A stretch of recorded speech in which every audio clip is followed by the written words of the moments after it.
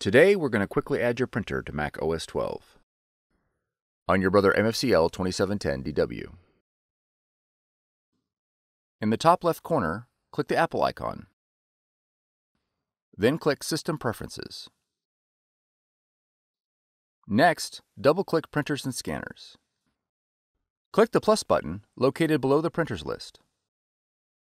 Your machine should now display in the Add Printers window. Select your Brother machine from the list.